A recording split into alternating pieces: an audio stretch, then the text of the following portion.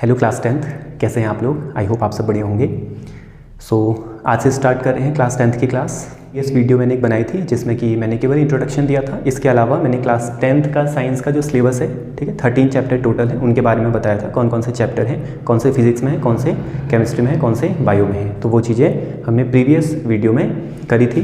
Class 10th में जो आपका पहला चैप्टर है that is chemical reaction and equation, वो स्टार्ट कर रहे हैं। ठीक है, केमिस्ट्री में टोटल आपके 4 चैप्टर हैं। केमिकल रिएक्शन एंड इक्वेशन पहला, दूसरा एसिड एंड बेस, तीसरा मेटल नॉन मेटल, चौथा कार्बन एंड इट्स कंपाउंड। तो उसमें सबसे पहला चैप्टर आज हम स्टार्ट कर रहे हैं। सीधे केमिकल रिएक्शन में स्टार्ट नहीं कर रहा हूँ। इसको पढ़ाने से पहले कुछ बेसिक चीज़ें होती हैं कि केमिस्ट्री क्या है, मैटर वगैरह क्या होते हैं, उनके बारे में बात करते हैं, तब जाके आपको थोड़ा सा केमिकल रिएक्शन समझ आएंगी। तो सबसे पहले बात करते हैं केमिस्ट्री कि केमिस्ट्री है क्या।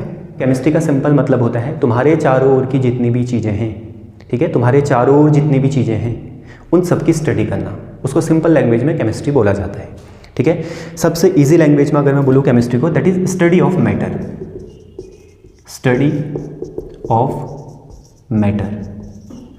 ठीक है, अब मैटर क्या होता है, आपके चारों जो भी चीज़ें हैं, ठीक है, चाहे आप टेबल की बात करो, चाहे आप पानी की बात करो, चाहे आप किसी भी गैस की बात करो, ऑक्सीजन की बात करो, तो हर चीज़ अपने आप में क्या है, मैटर है। ठीक है, तो उन मैटर की ही हमने क्या करनी है, स्टडी करनी है। अब इस स्टडी में बहुत सारी चीज़ें आ जाती हैं।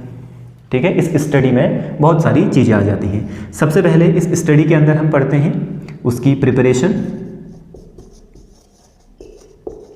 ठीक है, स्टडी ऑफ मैटर में सबसे पहले अगर आप स्टडी कर रहे हो किसी मैटर की, तो सबसे पहले क्या करोगे, प्रिपरेशन की स्टडी। ठीक है, अब प्रिपरेशन की स्टडी का मतलब क्या है, प्रिपरेशन की स्टडी का मतलब है कि कैसे वो चीज़ प्रिपेयर हुई है। ठीक है, आपके पास जैसे पानी है, अब जो पानी है वो किन किन चीज़ों से मिलके बना है। क्लास 9th में आपने एलिमेंट, एटम्स, मॉलिक्यूल्स, आयंस, इन सबको आप पढ़ के आ चुके हो। तो आपके चारों ओर जो भी मैटर है, ठीक है, जो भी चीज़ है वो कौन कौन से एटम्स से मिलके बनी है, कौन कौन से एटम्स मिलके मॉलिक्यूल बनाए हैं और कौन से मॉलिक्यूल्स उसमें प्रेजेंट हैं। ठीक है, तो इस तरीके की जो स्टडी होती है तो वो किस में आ जाएगा, आपका प्रिपरेशन में। ठीक है, तो सबसे पहले आप क्या करते हो कि कौन कौन सी चीज़ों से मिलके वो बना है, कौन कौन से एटम से मिलके बना है, तो ये प्रिपरेशन आ जाएगा सबसे पहले स्टडी में। दूसरा आपका आ गया प्रॉपर्टीज।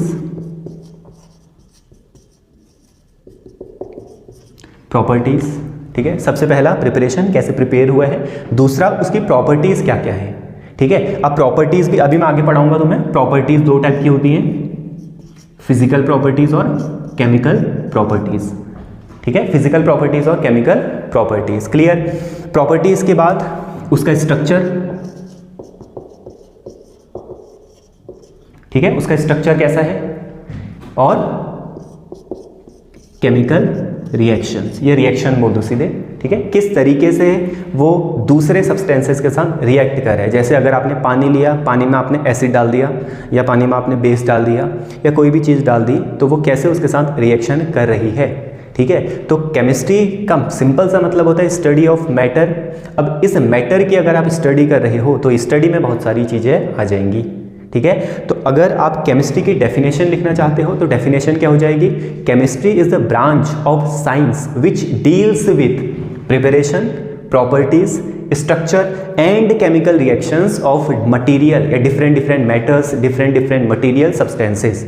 तो ये आपकी हो जाएगी केमिस्ट्री की डेफिनेशन। ठीक है, तो केमिस्ट्री का मतलब समझ आ गया। केमिस्ट्री का सिंपल सा मतलब है आपके चारों ओर जितनी भी चीज़ें हैं उनकी आप स्टडी कर रहे हो, तो उसको बोला जाता है केमिस्ट्री। ठीक है, अब यहाँ पर देखना एक चीज़, यहाँ पर मैंने लिखा है प्रॉपर्टीज। ठीक है, प्रॉपर्टीज 2 टाइप की, फिजिकल प्रॉपर्टीज और केमिकल प्रॉपर्टीज। ठीक है, फिजिकल प्रॉपर्टीज क्या होती हैं, फिजिकल प्रॉपर्टीज ऐसी प्रॉपर्टीज होती हैं जिनको मेजर करने के लिए आपको उस मैटर की आइडेंटिटी में चेंज नहीं करना पड़े। मतलब उसकी आइडेंटिटी में बिना चेंज करे हुए आप उसकी प्रॉपर्टी को ऑब्जर्व कर लो, ऐसी प्रॉपर्टी जो होती है वो आ जाएंगी फिजिकल प्रॉपर्टी। जैसे मेरे पास माना एक बुक है, ठीक है, मैंने आपसे पूछा इसका वेट कितना है, तो आप क्या करोगे, वेइंग मशीन लाओगे, रखोगे, आपको वेट पता लग जाएगा जितना भी है, 200 ग्राम लेट से, जैसे 200 ग्राम उसका वेट आ गया। ठीक है, तो आपने उसकी क्या आइडेंटिटी में कोई चेंज करा, नहीं, आपने क्या करा, ले गया, आपने मेजर करा, पता चल गया। तो ऐसी जो प्रॉपर्टीज होती हैं वो किस में आ जाती हैं, फिजिकल प्रॉपर्टीज में। मतलब जिनको ऑब्जर्व करने के लिए आपको उस मैटर की आइडेंटिटी में चेंज नहीं करना पड़े, तो वो प्रॉपर्टीज़ होती हैं फिजिकल प्रॉपर्टीज़। केमिकल प्रॉपर्टीज़ की बात करोगे तो केमिकल प्रॉपर्टीज़ ऐसी प्रॉपर्टीज़ होती हैं जिनको मेजर करने के लिए आपको आइडेंटिटी में चेंज करना पड़ेगा। बिना आइडेंटिटी में चेंज करे बिना आप उनको ऑब्जर्व नहीं कर सकते, ठीक है। जैसे मैं कहीं से एक मैटर लाया, अब आपको पता नहीं है वो मैटर क्या है, ठीक है। मैंने आपको मैटर दिया, मैंने आपसे पूछा ये जलता है या नहीं जलता है, ठीक है, मतलब इसके पास कंबशन की प्रॉपर्टी है या नहीं है, ठीक है। तो आप क्या करोगे, उसको जला के देखोगे, अगर वो जल गया मतलब उसके पास कंबशन की प्रॉपर्टी है, अगर वो नहीं जला मतलब उसके पास कंबशन की प्रॉपर्टी नहीं है। लेकिन अगर आपने उसको जला दिया, ठीक है, आपने उसको जलाया, कंबशन की प्रॉपर्टी उसके पास है, अगर वो जल गया तो क्या जल के वो सेम जैसा पहले था वैसे ही बचा रहेगा? नहीं। आप कागज़ है, कागज़ को आप जलाते हो तो कागज़ को जला के जब आप कागज़ को आपने जला दिया तो क्या बन जाता है, ऐश बन जाता है। तो क्या ऐश और कागज़ सेम है? ऐश में लिख सकते हो? नहीं लिख सकते हो। तो कंबशन कैसी प्रॉपर्टी है? केमिकल प्रॉपर्टी है, ठीक है। तो केमिकल प्रॉपर्टी को ऑब्जर्व करने के लिए आपको उसकी आइडेंटिटी में चेंज करना पड़ेगा, लेकिन फिजिकल जो प्रॉपर्टीज़ होती हैं वो बिना आइडेंटिटी में चेंज करे बिना ऑब्जर्व हो जाती हैं, ठीक है। अब ये जो केमिकल प्रॉपर्टीज़ हैं, इन्हीं केमिकल प्रॉपर्टीज़ को क्या बोला जाता है? केमिकल रिएक्शन बोला जाता है।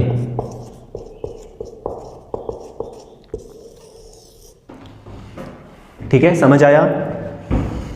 इतना पूरा समझ आ गया सबको, ठीक है। प्रॉपर्टीज दो टाइप की, फिजिकल, केमिकल। केमिकल प्रॉपर्टीज को ही क्या बोलते हैं? केमिकल रिएक्शन बोलते हैं, जो कि आपके चैप्टर का नाम है केमिकल रिएक्शन एंड इक्वेशन। तो केमिकल रिएक्शन है क्या? केमिकल रिएक्शन जो आपके चारों और जितनी भी मैटर है उनकी केमिकल प्रॉपर्टीज है, ठीक है। तो जो भी केमिकल प्रॉपर्टीज है उसी को क्या बोला जाता है? केमिकल रिएक्शन बोला जाता है, जो कि आपके चैप्टर का नाम है। अब हमने डिटेल में क्या पढ़ना है? केमिकल रिएक्शंस को पढ़ना है आगे। केमिकल रिएक्शन में बहुत कुछ पढ़ना है आगे, कितने टाइप की रिएक्शंस होती हैं, एग्जाम्पल, ठीक है, कैसे पता चलेगा केमिकल रिएक्शंस होती हैं, ठीक है। तो वो सब आगे आते रहेगा। चलो, तो केमिकल रिएक्शन के बारे में बताता हूं।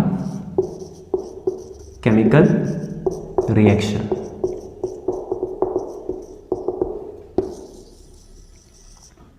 ठीक है। देखो, केमिकल रिएक्शन का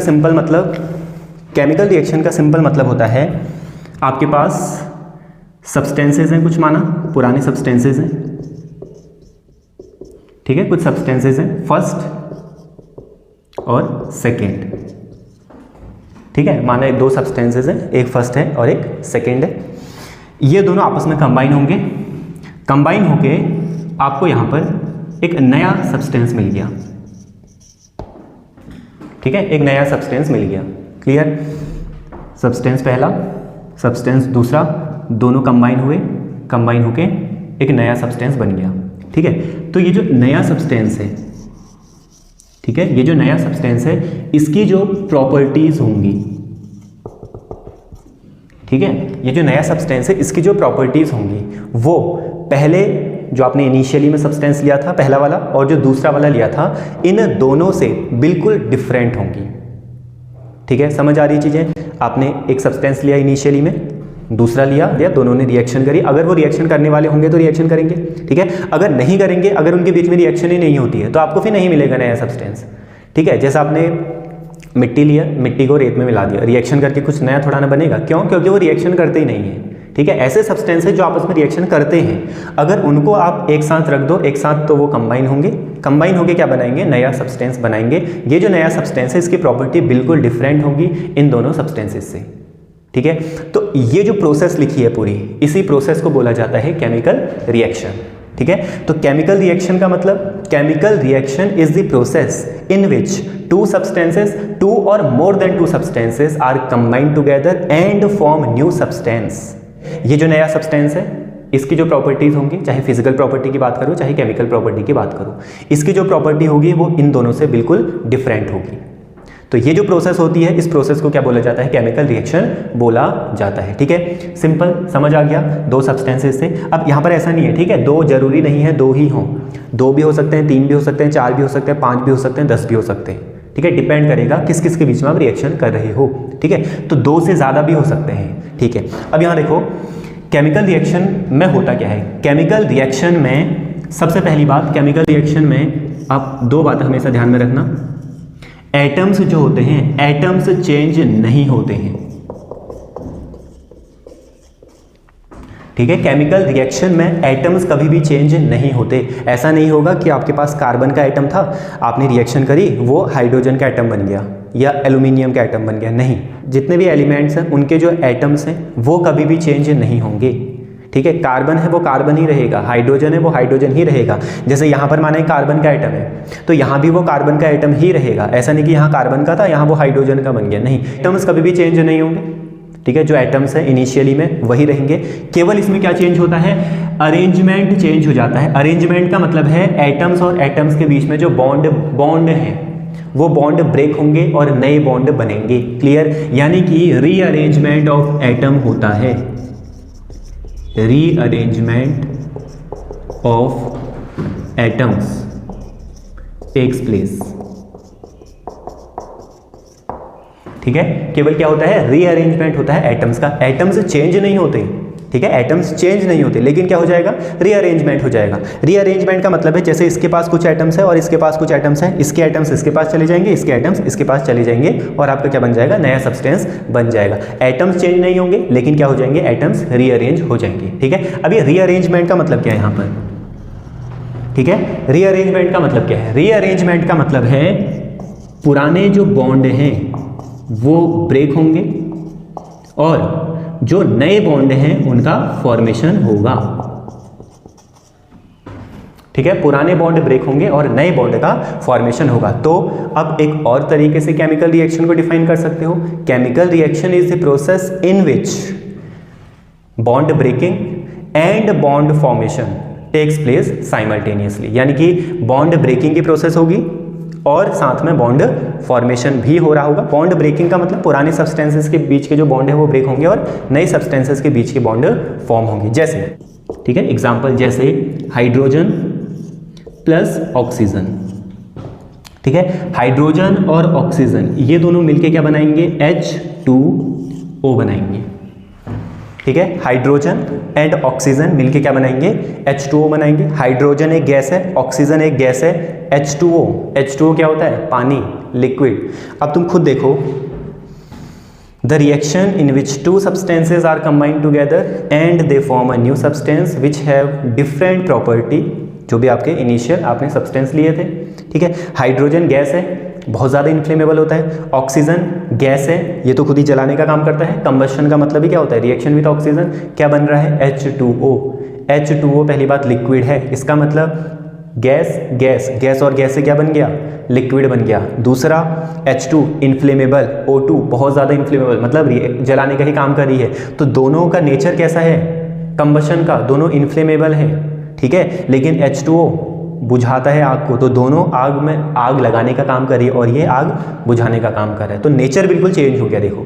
लेकिन बना किससे, हाइड्रोजन और ऑक्सीजन से, क्या बन गया, H2O। तो इसका जो नेचर होता है, प्रॉपर्टीज, वो क्या हो जाएंगी, बिल्कुल डिफरेंट हो जाएंगी।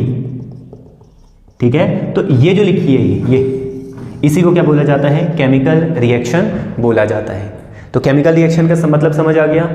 केमिकल रिएक्शन का सिंपल सा मतलब पुराने सब्सटेंसेस के बीच के बॉन्ड ब्रेक होंगे और ब्रेक होके जो एटम्स हैं वो दूसरे जो सब्सटेंस है उसके साथ कंबाइन हो जाएंगे। इसका मतलब बॉन्ड ब्रेकिंग साथ में बॉन्ड फॉर्मेशन दोनों होगा और आपको क्या मिल जाएंगे, नए सब्सटेंसेस मिल जाएंगे। ठीक है, अब यहाँ पर H2 है, जैसे H और H के बीच में बॉन्ड O2 है। ठीक है, यहाँ नीचे हो गया था, यहाँ पर लिख देता हूँ, H और H के बीच में बॉन्ड, साथ में O और O के बीच में बॉन्ड क्या बन रहा है, H2O। अब देखो यहाँ पर केवल H है, यहाँ पर केवल O है, तो इनके बीच का बॉन्ड ब्रेक हुआ होगा, इनके बीच का बॉन्ड ब्रेक हुआ होगा।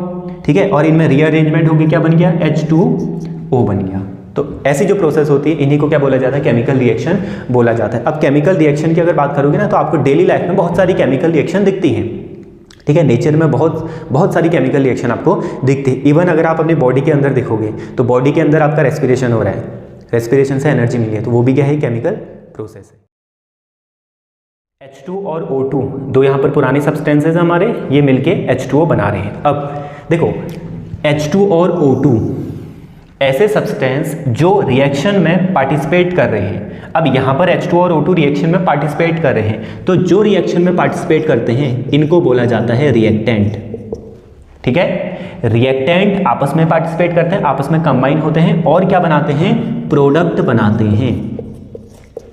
ठीक है, ये जो सब्सटेंस मैंने लिखे थे इनिशियली में, इसको क्या बोलोगे? रिएक्टेंट बोलोगे। ऐसे सब्सटेंसेस जो रिएक्शन में पार्टिसिपेट कर रहे हैं, जो मिलके नया सब्सटेंस बना रहे हैं, तो वो जो रिएक्टेंट मिल रहे हैं, कंबाइन कर रहे हैं, वो क्या हो गए? रिएक्टेंट। और जो आपका नया सब्सटेंस बन रहा है, ये क्या हो जाएगा? प्रोडक्ट हो जाएगा। ठीक है, तो केमिकल रिएक्शन को एक और तरीके से डिफाइन कर सकते हो, those process in which reactants are combined together and they form product, this process is called chemical reaction. तो केमिकल रिएक्शन का मतलब समझ आ गया होगा सबको। ठीक है, अब केमिकल रिएक्शन के बाद क्या होता है? देखो, कहीं पे केमिकल रिएक्शन हो रही है या नहीं हो रही है। ठीक है, जैसे मैं तुम्हें लैब में ले गया, ठीक है, मैंने लैब में एक रिएक्शन करके रखी है, तुम्हें पता नहीं है कि मैंने केमिकल रिएक्शन करी है, ठीक है, लेकिन मैंने करी है, मेरे को पता है, मैं तुम्हें ले गया, मैं पूछूं तुमसे कि क्या इसमें केमिकल रिएक्शन हो रही है या नहीं हो रही है, तो तुम कैसे बताओगे? ठीक है, कुछ ना कुछ तुम्हें ऑब्जर्व करना पड़ेगा ना, तो वो क्या क्या प्रॉपर्टीज है जिससे तुम बता सकते हो कि केमिकल रिएक्शन कहाँ कैसे हो रही है, मतलब कहाँ पर हो रही है, कहाँ पर नहीं हो रही है। तो वो जो प्रॉपर्टीज है केमिकल रिएक्शन की, जो प्रॉपर्टीज है, वो अगली वीडियो में हम उसको देखेंगे। ठीक है, कि कहाँ पर केमिकल रिएक्शन, कैसे पता चलेगा कि केमिकल रिएक्शन कहाँ कहाँ पर होती है, कुछ प्रॉपर्टीज होती हैं, उससे आपको पता लगता है कि कहाँ पर केमिकल रिएक्शन हो रही है, कहाँ पर नहीं हो रही है। ठीक है, वो अगली वीडियो में हम करेंगे। आज के लिए इतना ही। ठीक है, तो ये केमिकल रिएक्शन और रिएक्टेंट प्रोडक्ट क्या होते हैं, ये सब आपको आ गया होगा, आई होप। ठीक है, इतने ईजी वे में पढ़ाया है मैंने, तो आ ही गया होगा। तो अच्छा लगा तो ज़्यादा से ज़्यादा शेयर करो, अपने दोस्तों के पास भेजो वीडियो को। ठीक है, जो भी क्लास 10th के बच्चे हैं उनको भेजो। ठीक है, और अच्छे लगे तो सब्सक्राइब कर देना, बाकी जो भी डाउट वगैरह आपके हैं वो कमेंट कर दो। ठीक है, तो चलो फिर आज की वीडियो इतनी ही रखते हैं, बाकी नेक्स्ट वीडियो में करते हैं। तब तक के लिए बाय बाय।